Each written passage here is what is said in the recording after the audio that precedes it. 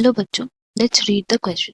इस क्वेश्चन में हमें बोला गया है कि क्वेश्चन दो स्टेटमेंट कंसिस्ट करता है, स्टेटमेंट वन और स्टेटमेंट टू।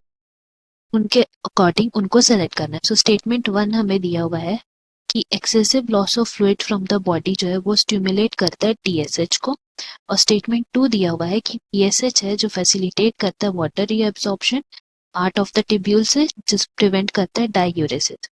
इसके लिए हमें ऑप्शंस दिए गए हैं एज ए जिसमें both statement one and two are correct, B जिसमें both statement one and two are incorrect, और C is statement one correct है, टू इनकरेक्ट होगा, और डी है स्टेटमेंट वन इनकरेक्ट है and statement two correct.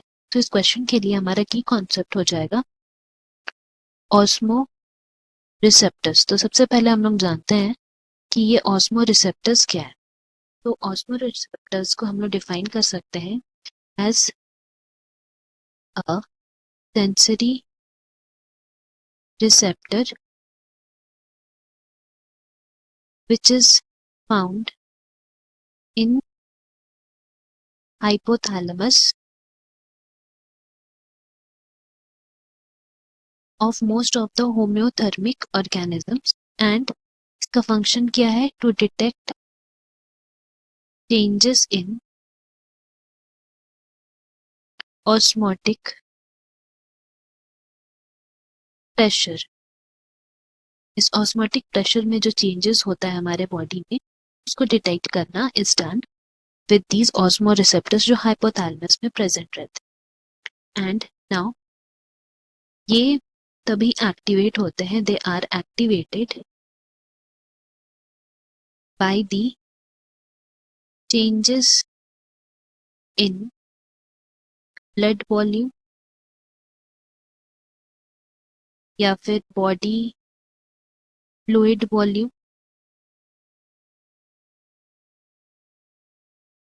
And the ionic concentration.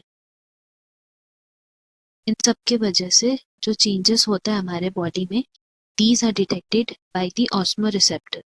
सो अगर according to the question हम लोग बात करते हैं excessive loss of fluid from body, तो जैसे ही हमारे बॉडी से एक्सेसिव लॉस होता है फ्लूइड का, तो वो हमारा जो बॉडी फ्लूइड वॉल्यूम है वो चेंज होगा। ये पहले नॉर्मल था या हाई था, तो अब एक्सेसिव लॉस की वजह से वो कम हो गया है। What happens is that this leads to the stimulation of hypothalamus। तो जब हाइपोथैलेमस स्टिमुलेट होता है, then it leads to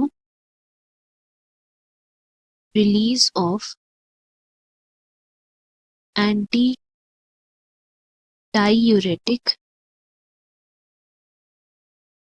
hormone, जिसको हम लोग ADH भी बोलते हैं।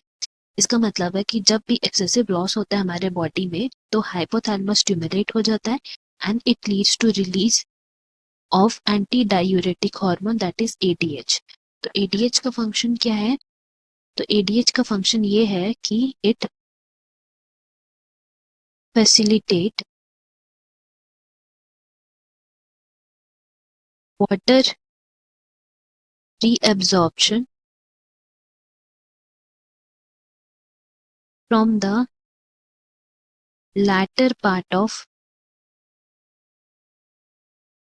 टिब्यूल।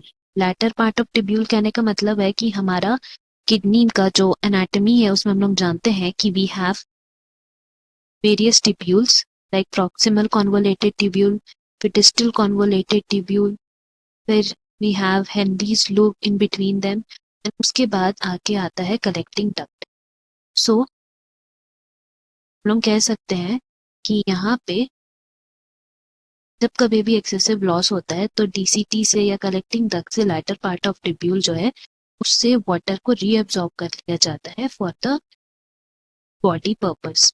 और एक और बात जो हमें यहाँ याद रखना है is that ADH is also known as vasopressin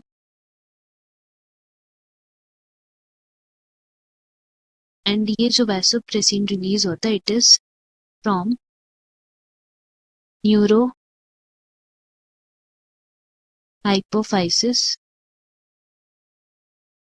and further हमें ये याद करना है कि अगर there is increase in the body volume that is body fluid volume, क्योंकि वाटर तो रीअब्सॉर्ब होते जा रहा है तो कोई एक पर्टिकुलर टाइम आएगा जिसमें बॉडी फ्लूइड वॉल्यूम नॉर्मल हो जाएगा एंड तब तक भी अगर एडीएच रिलीज स्टॉप नहीं होता है तो बॉडी फ्लूइड वॉल्यूम बढ़ते जाएगा। तो जैसे ही बढ़ जाएगा तो क्या हो जाता है कि इट स्विच ऑफ दी ऑस्मोरिसेप्टर्स जैसे ही स्विच ऑफ हो जाएंगे तो एडीएच का रिलीज भी स्टॉप हो जाएगा एंड एडीएच रिलीज स्टॉप हो गया तो हमारा वाटर रीअब्जॉर्प्शन भी बंद हो जाएगा। तो इस हाउ ये हमारा किडनी फंक्शन में इन्वॉल्व है इन इंक्रीज और decrease of the body fluid volume. तो पहला जो स्टेटमेंट है कि excessive loss of fluid from the body stimulates release of TCH, ये तो इनकरेक्ट है because it do not release TSH but ये रिलीज करता है एडीएच। नाउ स्टेटमेंट 2 बोला है कि TSH facilitates water reabsorption from latter part of tubule thereby preventing diuresis। तो ये भी इनकरेक्ट है बिकॉज जो रीअब्जॉर्प्शन होता है वो कौन करता है ADH एंड नॉट TSH। तो यहाँ पे हमारा जो हार्मोन दिया हुआ है TSH वो इनकरेक्ट है, that is the reason why ये बोथ स्टेटमेंट्स इनकरेक्ट होगा। तो हमारा करेक्ट ऑप्शन हो जाएगा B. Hope you have understood. Best of luck. Thank you.